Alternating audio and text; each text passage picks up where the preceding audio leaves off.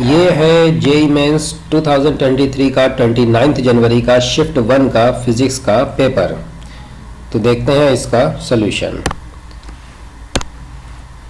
देखिए पहले क्वेश्चन में उसने बोला है कि एक पार्टिकल को अगर हम 30 डिग्री पर फेंकें तो इनिशियल काइनेटिक एनर्जी और हाईएस्ट पॉइंट पर जो काइनेटिक एनर्जी है उसका रेशियो बताना है। तो अगर हम वेलोसिटी यू से उसको प्रोजेक्ट करें 30 डिग्री पर, तो हाईएस्ट पॉइंट पर पहुंच करके उसमें जो वेलोसिटी बाकी रह जाएगी वो हो जाएगी u cos 30। तो initial kinetic energy half mu square है, इसको डिवाइड कर दो। अगर ये वेलोसिटी है तो काइनेटिक एनर्जी ये बन जाएगी। ठीक है, सो ये हमको दोनों का रेशियो मिल गया। अब देखिए अगला क्वेश्चन, एक बॉल को ड्रॉप करते हैं 9.8 मीटर की हाइट से और वो रिबाउंड होती है 5 मीटर तक और टाइम ऑफ कांटेक्ट 0.2 सेकेंड है। तो एवरेज एक्सेलरेशन क्या है during its contact with the floor, ये आपको बताना है। देखिए बहुत आसान क्वेश्चन है। h हाइट से जब भी कोई ऑब्जेक्ट गिरती है तो वो वेलोसिटी कितनी गेन कर लेती है ये हमें पता है, √2gh फार्मूला है हमारे पास। इसमें h की वैल्यू आप 9.8 कर देना, ये आपको वेलोसिटी मिल जाएगी। फिर बोल रहा है कि टक्कर के बाद जब ये उछलेगा तो ये मैक्सिमम 5 मीटर की हाइट तक जाएगा। इसका मतलब अगर ये v2 वेलोसिटी से उछल रहा था और 5 मीटर तक इसको जाना है तो हाईएस्ट पॉइंट ऑफ वेलोसिटी 0 बन जाएगी। तो v square equal to u square minus 2g और h दिया है 5 मीटर। g की वैल्यू आप ले लें 9.8, इसको सॉल्व करके आपको v2 की वैल्यू मिल गई। तो कितनी वेलोसिटी से टकराया वो पता चल गया, कितनी वेलोसिटी से पलटा वो पता चल गया। तो चेंज इन वेलोसिटी का मैग्नीट्यूड, अब ये सब्ट्रैक्शन आपको करना होगा। v2 वेक्टर में से v1 वेक्टर आप सब्ट्रैक्ट करेंगे, वेक्टर सब्ट्रैक्शन होगा। ये ऊपर वेक्टर है, ये नीचे वेक्टर है, तो this vector minus minus this vector, ये प्लस हो जाएगा। तो आपको ये मैग्नीट्यूड इसका मिल जाएगा v2 प्लस v1। ठीक है, फिर इस वेलोसिटी के चेंज को जो भी डेल्टा v हमको मिल गया मैग्नीट्यूड, इसको आप डेल्टा t से डिवाइड कर दो। डेल्टा t है 0.2 सेकेंड। जो फ्लोर था जिसके साथ ये कांटेक्ट में थी, तो जितने टाइम तक कांटेक्ट में रही वो टाइम है 0.2 सेकेंड और इसी 0.2 सेकेंड में इतना वेलोसिटी में चेंज हुआ। तो ऑन एन एवरेज इसका जो एक्सेलरेशन बनेगा वो हो जाएगा delta v upon delta t, ये वैल्यू आपको मिल जाएगी। अब हम देखते हैं next question. This is question number 3 और ये बहुत आसान क्वेश्चन है। इसमें बोला गया है ये जो सेंटर पॉइंट है O, इस पर टोटल मैग्नेटिक फील्ड कितना होगा। एक वायर को बेंड करके ऐसे रख दिया गया, दूसरे वायर को बेंड करके ऐसे रख दिया गया। ये इन्फिनिटी तक जा रहा है, ये इन्फिनिटी तक जा रहा है, इन्फिनिटी एंड इन्फिनिटी। इसमें करंट आई है और इसमें भी करंट आई है। तो देखिए ये जो पॉइंट है ये इस पॉइंट से l/2 डिस्टेंस पर है, दिस इज ऑल्सो l/2। अब ये जो वायर है इसकी तो लाइन पर ये पॉइंट पड़ गया, तो इसकी वजह से यहाँ पर मैग्नेटिक फील्ड 0 आएगा। सिमिलरली इस वायर की वजह से यहाँ पर मैग्नेटिक फील्ड 0 आएगा। अच्छा, ये जो वायर है ना ये सेमी इनफाइनाइट है और इसका जो फाइनाइट एंड है उसके ठीक सामने ये पॉइंट बढ़ गया और परपेंडिकुलर डिस्टेंस l/2 हो गई। तो सेमी इनफाइनाइट वायर का मैग्नेटिक फील्ड का फार्मूला हमारे पास होता है μ0I अपॉन 4πr। r होती है परपेंडिकुलर डिस्टेंस और वो यहाँ पर है l/2। तो ये मैग्नेटिक फील्ड बन गया इस एक वायर की वजह से। सिमिलरली ये जो सेमी इनफाइनाइट वायर है इसकी वजह से भी मैग्नेटिक फील्ड इस पॉइंट पर इतना ही आएगा, सेम। अब ज़रा आप डायरेक्शन चेक करो राइट हैंड रूल से। ये जो वायर है इसमें जो करंट जा रही है उस तरफ अपने राइट हैंड के थंब करो, फिंगर्स को इस तरफ ओरिएंट करो इस पॉइंट की तरफ, तो मैग्नेटिक फील्ड आपको ऊपर की ओर मिलेगा। सिमिलरली इसमें इस तरफ आप थंब को रखें अपने राइट हैंड के, इस तरफ फिंगर्स को ओरिएंट करेंगे, again the magnetic field is coming out. तो ये दोनों मैग्नेटिक फील्ड सेम डायरेक्शन में है। ऐसे दो मैग्नेटिक फील्ड है जो सेम डायरेक्शन में है, तो टोटल मैग्नेटिक फील्ड ये बन जाएगा। अब ये 2 ऊपर चला जाएगा तो ये 4 कैंसिल हो जाएगा। तो आंसर आपका हो गया μ0I upon πl। This is the magnetic field. ठीक है, चलिए देखते हैं अब नेक्स्ट क्वेश्चन।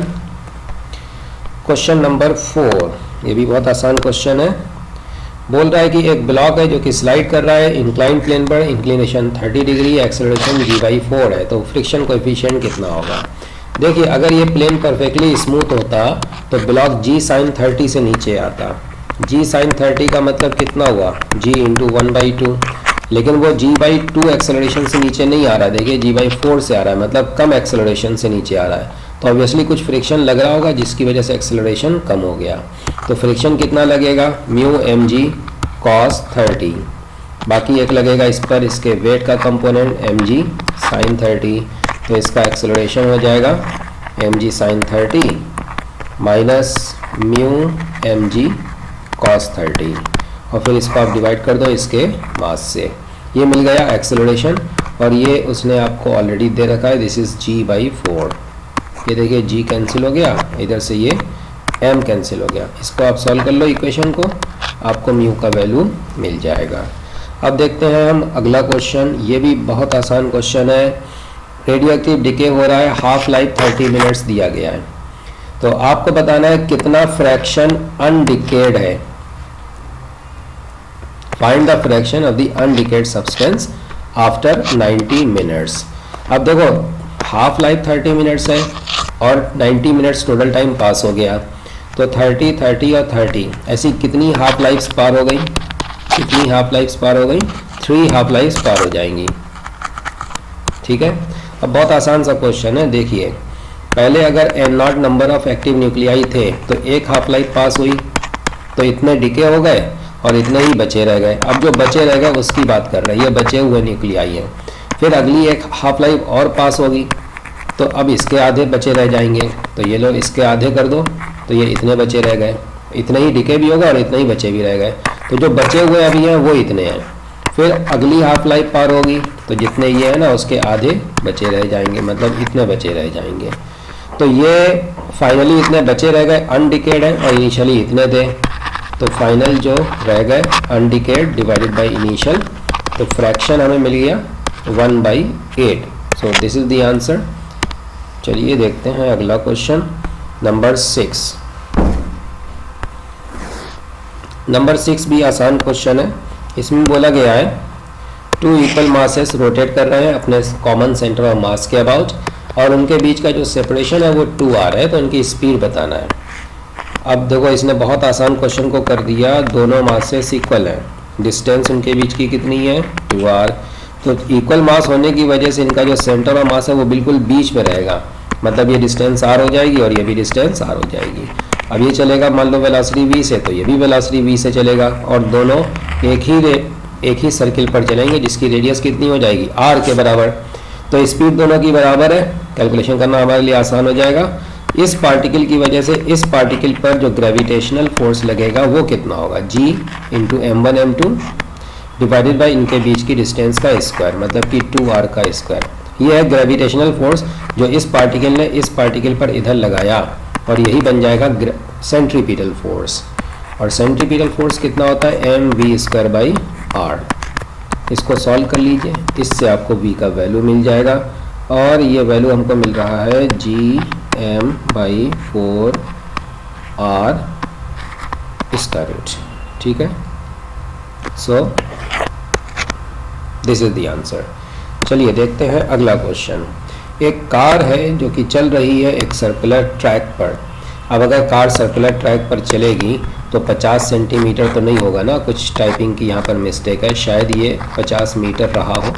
तो सर्कुलर ट्रैक हम चलो 50 मीटर के हिसाब से देख लेते हैं, जो भी रेडियस होगी आप उस हिसाब से कर सकते हैं, नो प्रॉब्लम। तो देखिए एक स्ट्रेट ट्रैक आ रहा था और फिर वो घूमेगा, सर्कुलर बन जाएगा, सर्कुलर ट्रैक में फिर ये गाड़ी चलेगी। इसकी रेडियस कितनी है वो हमें पता है, फ्रिक्शन कोएफिशिएंट कितना है वो भी पता है।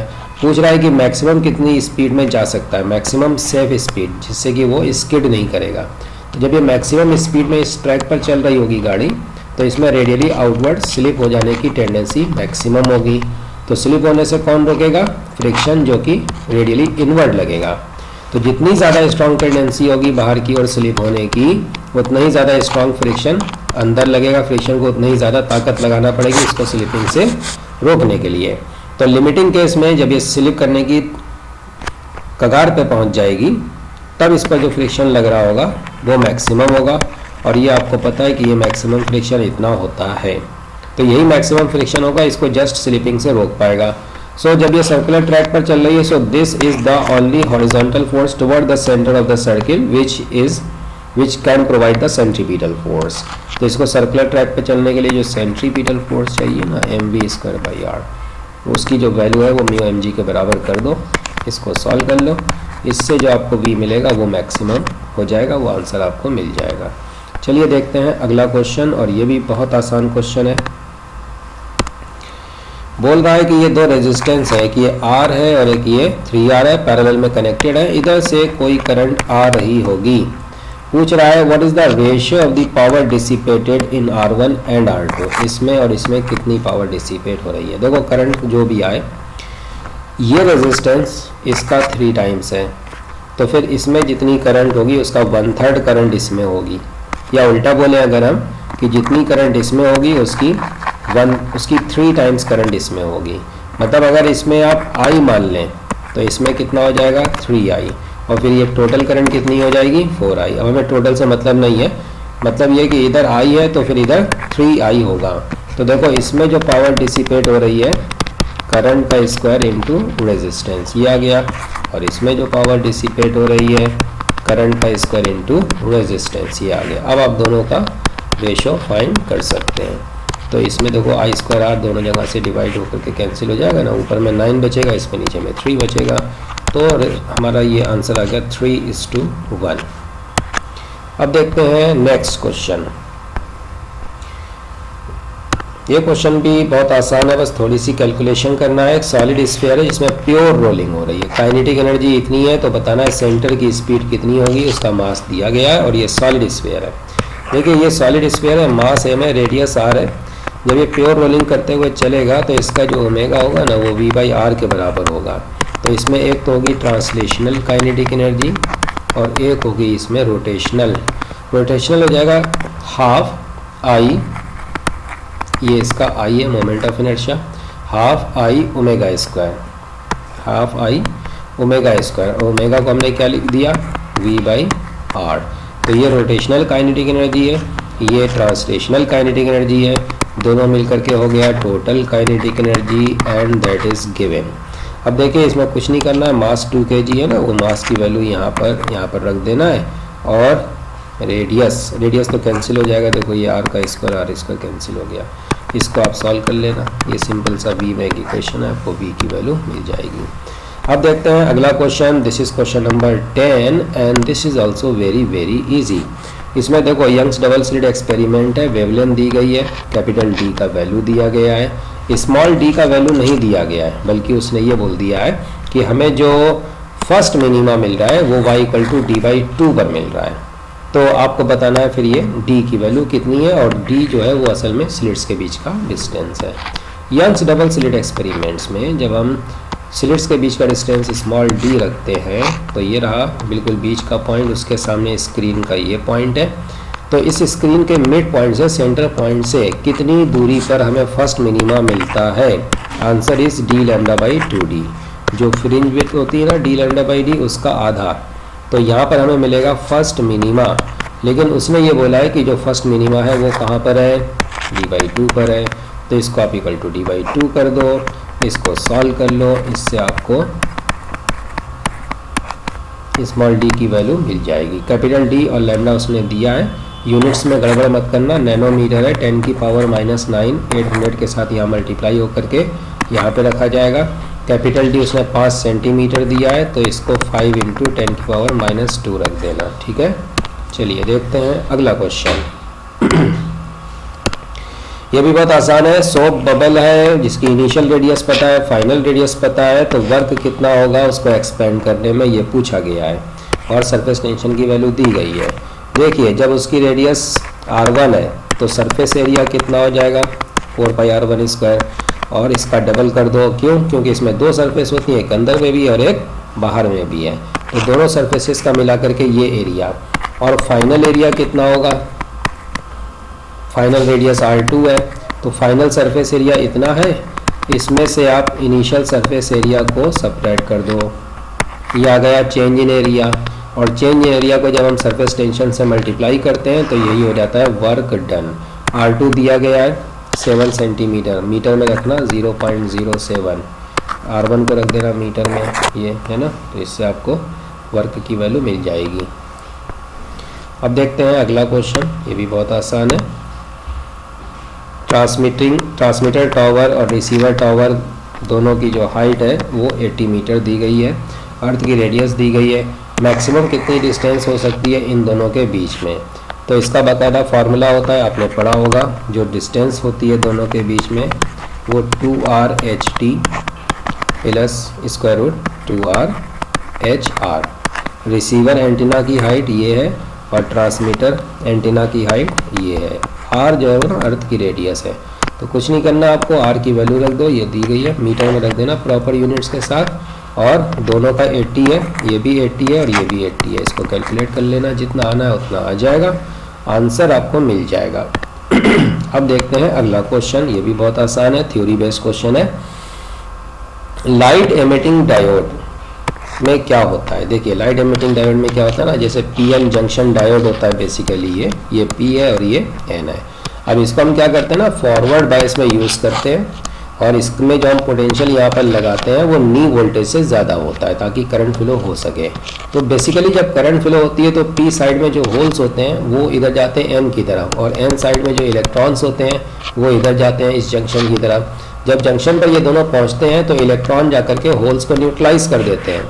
मतलब बेसिकली होता ये है कि जैसे सिलिकॉन सेमीकंडक्टर है, तो उसमें जो 4 इलेक्ट्रॉन थे जो कि एक पर्टिकुलर स्ट्रक्चर में बंधे हुए थे, उसमें से जब कोई इलेक्ट्रॉन निकल गया था तो वो चला गया था कंडक्शन बैंड में, और अपने पीछे छोड़ गया था एक वैकेंसी जिसको हम बोलते हैं होल। अब कंडक्शन बैंड में जब इलेक्ट्रॉन होता है तो उसकी एनर्जी ज़्यादा होती है, और यहाँ पर जब ये था तो ये बैलेंस बैंड में था जो कि कम एनर्जी में था। बैलेंस बैंड की एनर्जी कम होती है, कंडक्शन बैंड की एनर्जी ज़्यादा होती है, और इन दोनों के बीच में जो गैप होता है वो कहलाता है फॉरबिडन एनर्जी गैप। तो इलेक्ट्रॉन नॉर्मली जो होते हैं, अगर कोई थर्मल एजिटेशन ना हो तो सारे के सारे इलेक्ट्रॉन सिलिकॉन एटम से बंधे हुए रहेंगे, कोई चलने के लिए फ्री नहीं होता है। थर्मल एजिटेशन मिल जाता है तो इलेक्ट्रॉन इस बैलेंस बैंड से जंप मार करके यहाँ चला जाता है, अपने पीछे वैकेंसी छोड़ देता है। तो इलेक्ट्रॉन का यहाँ पर जंक्शन पर होल के साथ मिलना, तो बेसिकली वो प्रोसेस ये है कि कंडक्शन बैंड से इलेक्ट्रॉन जंप मार करके वापस वैलेंस बैंड में आएंगे। ये बिल्कुल वैसे ही जैसे कि किसी इलेक्ट्रॉन का हायर एनर्जी स्टेट से लोअर एनर्जी स्टेट में ट्रांजिशन हो रहा हो। तो इस प्रोसेस में क्या होगा, एक फोटॉन निकलेगा और उसकी जो एनर्जी होगी वो इस एनर्जी गैप से थोड़ी सी कम हो जाएगी। तो देखिए इसने जो बोला है, the energy of the emitted photons is approximately equal to slightly less than the energy gap. तो ये सही है इसका स्टेटमेंट। दूसरी बात ये कि डायोड जो होता है वो फॉरवर्ड बायस में हम रखते हैं, ये भी सही आपको बताया हम। ये देखिए ये पॉजिटिव प्लेट सेल की पी से कनेक्टेड है, नेगेटिव प्लेट एन से कनेक्टेड है। तो ये जो पी एन जंक्शन डायोड है ये फॉरवर्ड बायस में अभी यहाँ पर लगा हुआ है, और फॉरवर्ड बायस में भी हम जो पोटेंशियल लगाएंगे ना, ये पोटेंशियल ये इसके जो डिप्लीशन लेयर का पोटेंशियल है उसको ओवरकम करना चाहिए ताकि ये करंट यहाँ पर फ्लो हो सके, मतलब इलेक्ट्रॉन और होल का न्यूट्रलाइजेशन हो सके, मतलब इलेक्ट्रॉन वापस यहाँ पर जा सकें, वैकेंसीज को ख़त्म कर सकें। तो ये सही है और ये भी सही है। अब जब फॉरवर्ड सही है तो ऑब्वियसली रिवर्स तो गलत हो ही जाएगा, तो सेकंड ऑप्शन तो गलत है। Fourth, the photons are emitted due to recombination. तो ये भी बात सही है, यहाँ पर रिकॉम्बिनेशन हो रहा है इलेक्ट्रॉन और होल का, तो ये भी सही हो जाएगा। अब देखते हैं हम अगला क्वेश्चन, और ये भी बहुत आसान है, ये तो थ्योरी में भी पढ़ाया जाता है। पूछा गया है कि एक सर्कुलर लूप है और स्क्वायर लूप के सेंटर पे रखा है और आर जो है वो साइड लेंथ से काफ़ी कम है, तो इन दोनों का आपस का म्यूचुअल इंडक्शन आपको बताना है। अब इसमें देखिए आप क्या करेंगे, बाहर वाले लूप में करंट फ्लो करा दो, मान लो आई। अब ये 4 वायर्स हैं, तो इनमें से किसी एक वायर की वजह से सेंटर पे फाइंड कर लीजिए मैग्नेटिक फील्ड। ये देखो लेंथ एल है तो ये L/2 हो जाएगा, और इसके जो दोनों एंड्स हैं वायर के वो यहाँ पर 45 और 45 डिग्री एंगल बनाएंगे। तो सिंगल वायर की अगर हम बात करें तो μ0I/4πr, r का मतलब परपेंडिकुलर डिस्टेंस जो कि L/2 हो गई, μ0I/4πr into sine theta 1 plus sine theta 2, ठीक है ना। थीटा 1 थीटा 2 ये दोनों एंगल्स दोनों 45 डिग्री हैं। तो ये एक वायर की वजह से मैग्नेटिक फील्ड आ गया, इसी तरीके से इसकी वजह से, इसकी वजह से और इसकी वजह से। तो सबका मैग्नेटिक फील्ड सेंटर पे सेम है और सेम डायरेक्शन में है, राइट हैंड रूल से आप चेक कर सकते हैं। इसका 4 टाइम्स कर दो, ये हो गया total magnetic field at the centre of this square loop which is produced by this square loop. अब वहाँ पर रखा हुआ ये छोटा सा सर्कुलर लूप और उसका जो अपना प्लेन है वो मैग्नेटिक फील्ड के परपेंडिकुलर है। तो मैग्नेटिक फील्ड इधर ऊपर आ रहा है, इस फिगर के परपेंडिकुलर ऊपर आ रहा है, और इसका प्लेन इस प्लेन में है ऑब्वियसली, तो इसके एरिया से आप इसको मल्टीप्लाई कर दो, सर्कुलर लूप के एरिया से मल्टीप्लाई कर दो, तो ये हो गया उससे पार होने वाला फ्लक्स। बस अब आपको कुछ नहीं करना है, म्यूचुअल इंडक्टेंस होता है फ्लक्स अपॉन आई। इस फाई को, ये जो फाई आपने फाइंड किया, इस पूरे को आप आई से डिवाइड कर दो। जब आई से डिवाइड करोगे तो इस आई का क्या होगा, ये आई गायब हो जाएगा, बाकी जितना देखो आपको बचा हुआ दिख रहा है वो हो जाएगा mutual inductance, coefficient of mutual induction भी बोल सकते हो उसी को। अगला क्वेश्चन देखिए कितना आसान है। आपको क्या करना है ना, इन सब की डायमेंशंस चेक करना है, डायमेंशनल फार्मूला फाइंड करना है। प्रेशर ग्रेडियंट ये होता है dP अपॉन dx। प्रेशर का मतलब होता है न्यूटन पर मीटर स्क्वायर, न्यूटन का मतलब होता है mL/T-2 पर मीटर स्क्वायर, ये हो गया। बाकी ये डिस्टेंस है तो ये L हो गया, ठीक है। एक L कैंसिल हो गया तो ये बन गया mL-2T-2। Electric field, electric field के लिए आपके पास देखिए ये फार्मूला है F=QE, तो इलेक्ट्रिक फील्ड का डायमेंशनल फार्मूला आ जाएगा force upon charge. Force upon charge, force होता है क्या mL/T-2 डिवाइडेड बाई चार्ज, और चार्ज को हम करंट के टर्म्स में और टाइम के टर्म्स में ये लिखते हैं, तो चार्ज की जगह पर हम लिख देंगे AT। ये देखिए हमारा आंसर आ गया mL/T-3 और A-1, ये आंसर आ गया। अच्छा, लेटेंट हीट, इसका सीधा सीधा फार्मूला है Q=mL। ये हीट है मतलब एनर्जी है, एनर्जी का मतलब mL/T-2 है। ये क्या है, ये मास है, मास है मतलब m है, और ये है लेटेंट हीट, चाहे वो लेटेंट हीट ऑफ वेपराइजेशन हो या फ्यूजन हो। तो इन एनी केस इससे आपको L का देखिए फार्मूला मिल जाएगा, इतना बन जाएगा। एनर्जी डेंसिटी होता है energy per unit volume, energy upon volume. अब एनर्जी के लिए क्या होता है mL/T-2 और वॉल्यूम के लिए क्या होता है L3। तो ये हमको कितना मिल गया mL-1T-2। अब देखते हैं अगला क्वेश्चन। ये भी आसान क्वेश्चन है, अगर आपको फार्मूले याद है फटाफट फार्मूले लगाओ, आंसर अपने आप आते चले जाएंगे। स्मॉलेस्ट वेवलेंथ का मतलब largest energy, maximum energy. Lyman series में अगर आपको मैक्सिमम एनर्जी चाहिए हाइड्रोजन एटम में, तो लाइमन का मतलब ट्रांजिशन का जो एंड होगा वो फर्स्ट ऑर्बिट में होगा, और आपको मैक्सिमम एनर्जी का डिफरेंस चाहिए तो n=∞ से इलेक्ट्रॉन को जंप कराओ n=1 में, तो लाइमन सीरीज में मिलने वाला मैक्सिमम एनर्जी का फोटोन ये आपको मिल जाएगा। अच्छा, फार्मूला हमारा होता है 1/λ=RZ² 1/n1² - 1/n2², ये होता है। अब R है रिडबर्ग कांस्टेंट, हाइड्रोजन एटम के लिए Z की वैल्यू कितनी हो गई, 1 हो गई। बाकी देखो ट्रांजिशन इन्फिनिटी से 1 तक हो रहा है, तो ये हो गया 1 का स्क्वायर और ये हो गया इधर इन्फिनिटी का स्क्वायर, 1/λ। ये लैम्डा वो है जो उसने बोला कि लाइमन सीरीज में ये जो पर्टिकुलर वेवलेंथ है वो लैम्डा है, तो लैम्डा के लिए एक ही रिलेशन आ गया। फिर बोल रहा है कि हीलियम आयन में अगर इलेक्ट्रॉन जंप करे सेकंड स्टेट से, सेकंड एक्साइटेड स्टेट से फर्स्ट एक्साइटेड स्टेट में, देखो हीलियम आयन सिर्फ एक इलेक्ट्रॉन है उसमें, ग्राउंड स्टेट में वो जो एक इलेक्ट्रॉन होगा वो n=1 में होगा। n=2 इसके लिए होती है सेकंड ऑर्बिट, लेकिन ये है फर्स्ट एक्साइटेड स्टेट, ये ध्यान रखना। फर्स्ट एक्साइटेड यहाँ पर है तो ग्राउंड स्टेट में, जब यहाँ पर गया तो ये फर्स्ट एक्साइटेड स्टेट बनेगी। और n=3 क्या हो गया, ये सेकंड एक्साइटेड स्टेट हो जाएगी, मतलब कि थर्ड ऑर्बिट, तो ये रही सेकंड एक्साइटेड स्टेट। बोल रहा है कि सेकंड एक्साइटेड स्टेट से फर्स्ट एक्साइटेड स्टेट में आएगा, इसका मतलब 3 से 2 में आएगा। अब हम देखो हीलियम के लिए लिख रहे हैं 1/λ', R को तो वैसे ही रहने दो, बाकी जो Z है ना हीलियम के लिए 2 हो जाएगा, और जंपिंग हो रही है 3 से 2 में,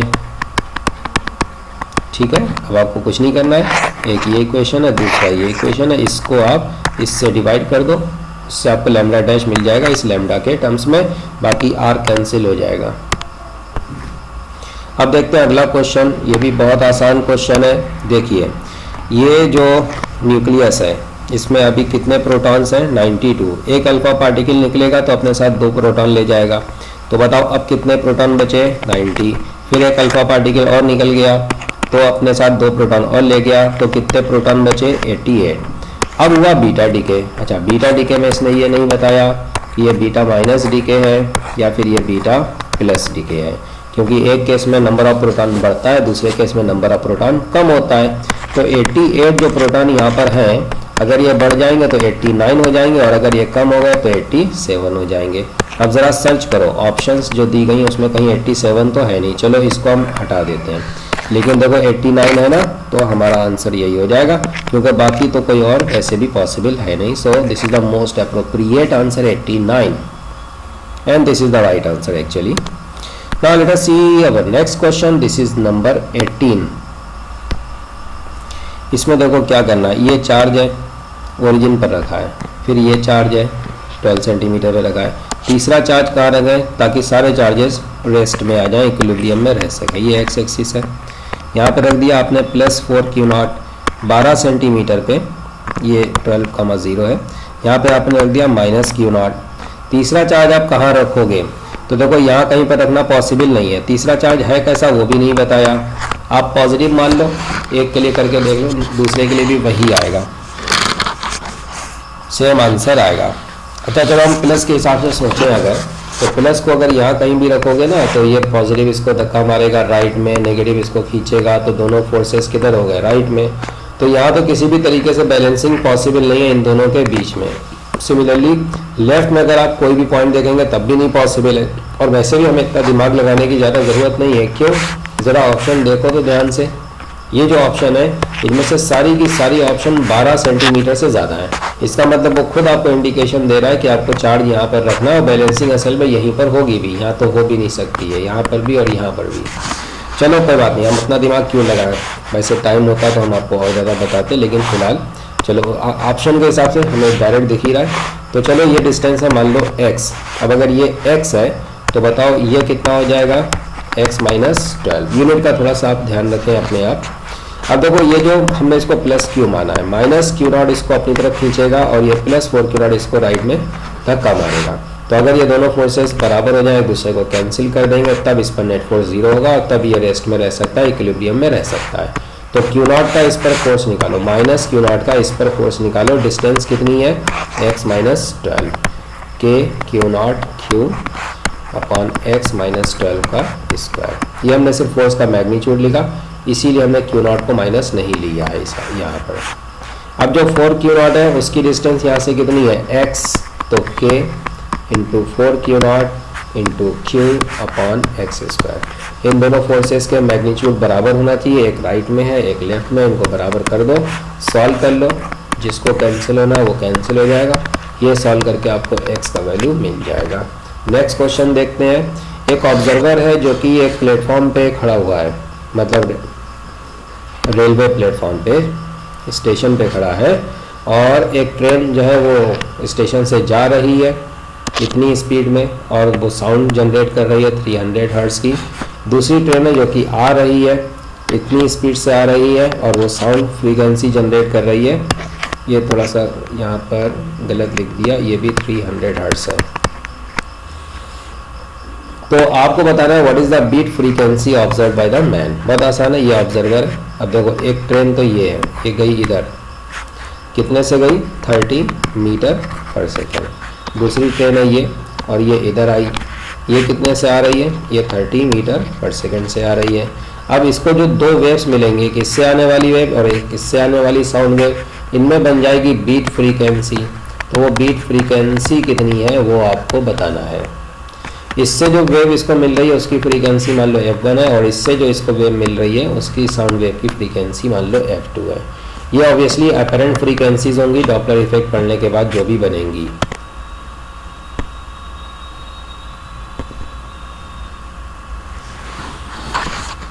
तो ये f1 और f2 आप पहले कैलकुलेट करो, उसके बाद आपको बीट फ्रीक्वेंसी मिल जाएगी। अब जैसे हमें f1 कैलकुलेट करना है, जो ये सोर्स है साउंड का जो ऑब्जर्वर की तरफ आ रहा है, तो इसकी वजह से जो फ्रीक्वेंसी मिलेगी वो हो जाएगी एक्चुअल फ्रीक्वेंसी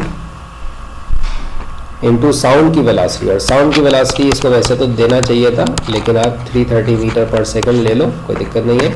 सो साउंड की वेलोसिटी मतलब वेव की वेलोसिटी डिवाइडेड बाय वेव की वेलोसिटी माइनस सोर्स की वेलोसिटी। और सोर्स की जो वेलोसिटी है वो सीधा इस डिटेक्टर, इस ऑब्जर्वर की तरफ है, तो इसको हम पॉजिटिव लेते हुए यहाँ पर लिखेंगे 30, मतलब ये माइनस जो ये तो फार्मूले वाला माइनस है, ये हमें F1 मिल गया। ऐसे ही F2 निकालो, ये जो सोर्स है ये दूर जा रहा है, सोर्स से ऑब्जर्वर से दूर जा रहा है, एक्चुअल फ्रीक्वेंसी वो भी 300 एमिट कर रहा है, ये साउंड की वेलोसिटी है, और माइनस माइनस ये हो गया प्लस। ठीक है, दोनों फ्रीक्वेंसीज आपको मिल गई, डिफरेंस फाइंड कर लेना, आपको बीट फ्रीक्वेंसी मिल जाएगी।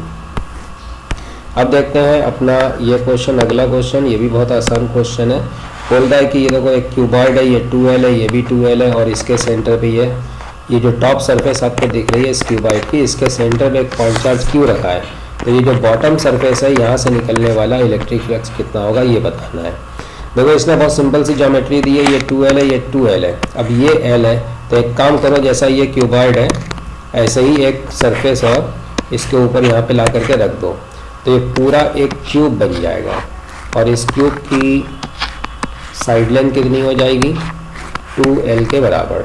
अब ज़रा सोचो कि ये जो चार्ज है ये कहाँ पड़ेगा, ये इसके सेंटर पे पड़ जाएगा, है ना। देख लो इसकी यहाँ सर से डिस्टेंस कितनी हो जाएगी, तो वही डिस्टेंस ये जो दिया हुआ है L के बराबर वही हो जाएगी। तो अब ये सेंटर में पड़ गया, और सेंटर में जब पड़ गया तो सारी की सारी सरफेसेस का ओरिएंटेशन बिल्कुल सबका सेम है, तो ये चार्ज अपने से जो टोटल इलेक्ट्रिक फ्लक्स निकालेगा वो इतना निकालेगा, और ये इलेक्ट्रिक फ्लक्स डिवाइड होगा यहाँ पर सारी सरफेसेस में बराबर से। कितनी सरफेसेस हैं, 6, तो 6 पार्ट्स में इक्वली डिवाइड हो गया, तो जो इलेक्ट्रिक फ्लक्स एक सरफेस से पार होगा वो 1/6 हो जाएगा, टोटल का 1/6, तो आंसर हो जाएगा Q/6 ε0। So this is the electric flux which will be passing through this bottom surface. Question number 21 देखते हैं, बहुत आसान क्वेश्चन है ये। दो वेव्स हैं, दोनों के एम्पलीट्यूड 8 और 8 है, रिजल्टेंट वेव का भी एम्पलीट्यूड 8 हो गया। ये केवल तब होगा जब दोनों के बीच का एंगल 120 डिग्री हो। डायरेक्ट आंसर, अगर ऐसे नहीं समझ में आता है तो कोई बात नहीं, आप पूरा फार्मूला लगा दो, उससे भी आ जाएगा। ये लो, ये फार्मूला होता है, दो वेव्स के बीच का जो फेज डिफरेंस है वो अगर फाई है और एम्पलीट्यूड 7a2 है, तो रिजल्टेंट वेव का ये एम्पलीट्यूड है। अब ये भी इसने 8 दिया है और इन दोनों को भी इसने 8 दिया है। इसको आप सॉल्व करके देख लो, cos फाई आपको मिलेगा -1/2। तो देखो फाई की वैल्यू कितनी आ गई, 2π/3, ठीक है, 120 degree. This is the answer. चलिए अब देखते हैं हम अगला question. This is question number 22। अच्छा, ये भी बहुत आसान क्वेश्चन है। कोई गैस है, उसको आपने हीट दे दी dQ। अब उसने जो वर्क करा वो तो जो भी था, इसने ये नहीं बोला कि गैस ने वर्क किया, बोल रहा है कि गैस पर वर्क किया गया dW। अगर गैस वर्क करती तब हम लिखते फर्स्ट लॉ ऑफ थर्मोडायनामिक्स इस मैनर में, लेकिन उसने क्या बोला, ये गैस का वर्क डन होता है, उसने बोला गैस पर वर्क किया गया है, तो फिर ये उल्टा कर दो आप, +dW के बजाय -dW कर दो, तो ये रिलेशन हो जाएगा। तो ये थर्मोडायनामिक्स का फर्स्ट इक्वेशन है, फर्स्ट लॉ है, फर्स्ट लॉ ऑफ थर्मोडायनामिक्स। तो ये जो इसने लिखा ये एकदम सही है, ठीक है। अगर ये गैस का वर्क डन होता तो यहाँ पर प्लस आ जाता, ये जो लिखा है यहाँ पर ये प्लस आ जाता, अदरवाइज अभी फिलहाल ये माइनस है। तो ये तो सही है पहला स्टेटमेंट। फिर बोल रहा है कि first law of thermodynamics is based on the conservation of energy. ये भी बिल्कुल सही बात है, एनर्जी इधर से भी दे रहे हैं, उधर वर्क के जरिए से भी दे रहे हैं, तो जो भी एनर्जी होगी वो सब जाकर के इंटरनल एनर्जी को बढ़ा देगी। मतलब इसी इक्वेशन को ऐसे भी लिखा जा सकता था कि इंटरनल एनर्जी का इंक्रीमेंट dQ + dW के बराबर हो जाएगा। इधर से दिया, उधर से दिया, वर्क के ज़रिए से दिया, हीट के ज़रिए से दिया, दोनों ने जाकर के इसकी इंटरनल एनर्जी को बढ़ा दिया, और वो इंक्रीमेंट इन दोनों के सम के बराबर है। कंजर्व है तभी तो दोनों का सम जो है वो इसमें चला गया, नहीं तो कहीं ना कहीं इधर उधर कुछ लॉस हो जाता, कंजर्व अगर ना होता, है ना। सो कंजर्वेशन के हिसाब से ही जो बोला जाता है वो ये बोला जाता है। तो दोनों स्टेटमेंट करेक्ट हैं, और सेकंड स्टेटमेंट फर्स्ट स्टेटमेंट का राइट एक्सप्लेनेशन भी है। तो देखो S1 ट्रू, S2 ट्रू, और करेक्ट एक्सप्लेनेशन ऑफ S1, पहला ऑप्शन करेक्ट हो जाएगा। अब देखते हैं हम अगला क्वेश्चन, और ये भी बहुत आसान है। Threshold wavelength of a metal surface is 5500 angstrom अब लाइट जो आ रही देखो कहाँ से आ रही, इंफ्रारेड, वायलेट और अल्ट्रा वायलेट। ये तो बहुत आसान क्वेश्चन हो गया। विजिबल लाइट की जो वेवलेंथ की रेंज होती है अप्रॉक्सीमेटली 4000 एंगस्ट्रॉम से 7400 एंगस्ट्रॉम तक होती है करीब करीब। अच्छा, ये जो इसने लाइट की वेवलेंथ दी है ये 55 है, मान लो कुछ यहाँ पर ये पड़ेगी 5500 एंगस्ट्रॉम, ठीक है। अच्छा, ये है देखो रेड जो लाइट होती है वो यहाँ पर जाती है, उसकी वेवलेंथ सबसे ज़्यादा होती है। और रेड के आगे क्या होता है, रेड के आगे होता है इंफ्रारेड, और ये यहाँ पर आता है वायलेट, और वायलेट के इधर क्या होता है, ये होता है अल्ट्रा वायलेट, है ना। तो वायलेट की फ्री वेवलेंथ सबसे कम होती है विजिबल रेंज में, और उसके और कम वेवलेंथ कर दो तो वो अल्ट्रा वायलेट रीजन चला जाता है। अब देखिए वेवलेंथ जब आप बढ़ाते हैं तो आने वाले फोटोन की जो एनर्जी होगी वो क्या होगी, कम होगी। वेवलेंथ जितनी ज़्यादा फोटोन की एनर्जी उतनी कम, वेवलेंथ कम तो फोटोन की एनर्जी ज़्यादा। तो बोल ये रहा है कि थ्रेशोल्ड वेवलेंथ 5500 है, थ्रेशोल्ड वेवलेंथ। इसका मतलब जब आप इतने एनर्जी का फोटोन लेंगे,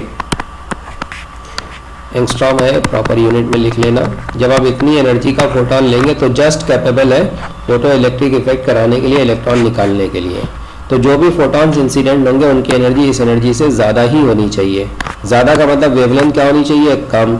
तो इस पर्टिकुलर वेवलेंथ से कम वेवलेंथ वाली सारी लाइट्स इलेक्ट्रॉन निकाल सकेंगी क्योंकि they are more energetic, they are more energetic photons.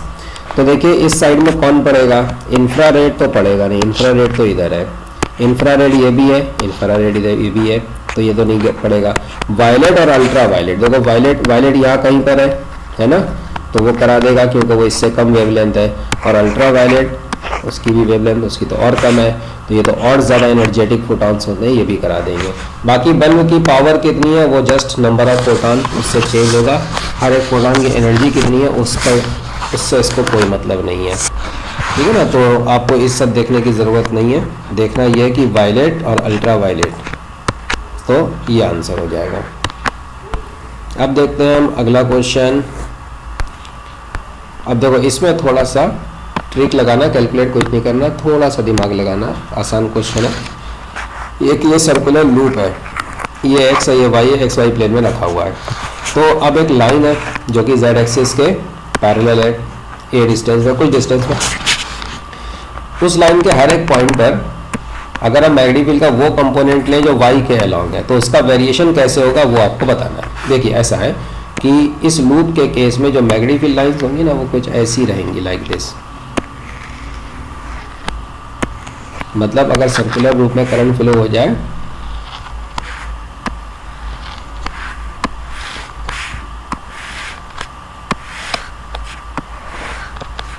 तो ऐसा मैग्नेटिक फील्ड उसका बनता है। अब देखिए क्या हो रहा है, जैसे आपने जो लाइन ली है वो तो ये लाइन है करीब करीब यहाँ पर, तो इन सारे पॉइंट पर मैग्नेटिक फील्ड जो है ना वो ऐसे ऐसे ऐसे घूम रहा है, लाइक दिस, ऐसे घूम रहा है। और यहाँ पर आकर के देखिए मैग्नेटिक फील्ड जो वो सीधा इसी लाइन के अलॉन्ग हो जाएगा। तो इस पॉइंट पर मैग्नेटिक फील्ड सीधा इस तरफ हो गया तो उसका vertical component I mean Y के अलॉन्ग कंपोनेंट तो जीरो हो जाएगा। तो जब z की वैल्यू जीरो होगी तब मैग्नेटिक फील्ड का y कंपोनेंट जीरो बनना चाहिए। तो चलो जीरो तो बन ही रहा है। और देखिए जब इधर वाले हम कोई भी पॉइंट लेंगे तो मैग्नेटिक फील्ड इधर जा रहा है, दूसरी बात उसमें वेरिएशन भी हो रहा है ओरिएंटेशन में। तो जीरो से स्टार्ट होकर के जो y कंपोनेंट आप ऊपर की ओर लोगे वो पहले मैग्नेटिक फील्ड का कंपोनेंट बढ़ेगा, कुछ ना कुछ तो बनेगा। यहाँ पर जीरो था, इन्फिनिटी पर जाकर के वहाँ पर भी जीरो बन जाएगा, इन्फिनिटी पर वहाँ भी जीरो बन जाएगा। तो जीरो से जीरो बनेगा, बीच में नॉन जीरो, इसका मतलब पहले बढ़ेगा और फिर कम होगा। वही केस यहाँ पर भी है, यहाँ पर जीरो है, लेफ्ट में आने पर क्या होगा, कम पहले बढ़ेगा फिर कम होगा, इन्फिनिटी पर जाकर के जीरो बनना है, जीरो से जीरो तक चेंज होगा, तो पहले बढ़ेगा फिर कम होगा। मैग्नीट्यूड की अगर बात करें, बाकी मैग्नेटिक फील्ड है इस तरफ, कुछ इस तरफ जा रहा है ऐसे, तो उसका जो कंपोनेंट होगा ना वो नीचे आ जाएगा। अब नीचे आ गया तो हम उसको क्या बोल देंगे, नेगेटिव। तो मैग्नेटिक फील्ड का वेरिएशन तो दोनों साइड में मैग्नीट्यूड का वेरिएशन तो ऐसे ही होगा, लेकिन इधर साइड में कंपोनेंट चूंकि नीचे आ गया इसलिए वो क्या बन जाएगा, नेगेटिव बन जाएगा। तो ग्राफ जो है इस कंपोनेंट के वेरिएशन का ग्राफ कुछ ऐसा हो जाएगा, like this and like this. तो देखिए हमारा जो आंसर है वो इससे मैच करता है, थर्ड से, बाकी किसी से मैच नहीं कर रहा है। अब हम देखते हैं अगला क्वेश्चन नंबर 25, और ये तो सुपर इजी क्वेश्चन है। इसमें तो बोल दिया है कि वॉल्यूम कांस्टेंट है। एक टायर है 27 डिग्री पर, इतने प्रेशर पर हवा भरी है। अगर टेम्परेचर 27 से 36 हो जाए तो बताओ प्रेशर कितना होगा। वॉल्यूम कांस्टेंट, जब वॉल्यूम कांस्टेंट है तो P1 अपॉन T1 किसके बराबर होगा, P2 अपॉन P2 के बराबर। या ऐसे समझ लो PV इक्वल टू nRT होता है ना। वॉल्यूम को कांस्टेंट बोल दोगे तो हम क्या बोल सकते हैं, प्रेशर टेम्परेचर के प्रोपोर्शनल। तो P1 proportional to T1, P2 proportional to T2। तो P1 बाई P2 हमें कितना मिल गया, T1 बाई T2। बस ये ध्यान रखना कि ये T1 जो है वो आपको केल्विन में रखना होगा। कितना आएगा, 273 प्लस 27 300 केल्विन। और जो T2 है वो इससे 27 से 6 और 3 9 से ज़्यादा है, सो 309 ये बन जाएगा। ये लो P1 आपको पता है, इससे आपको P2 मिल जाएगा। So this is the end of this solution of this paper.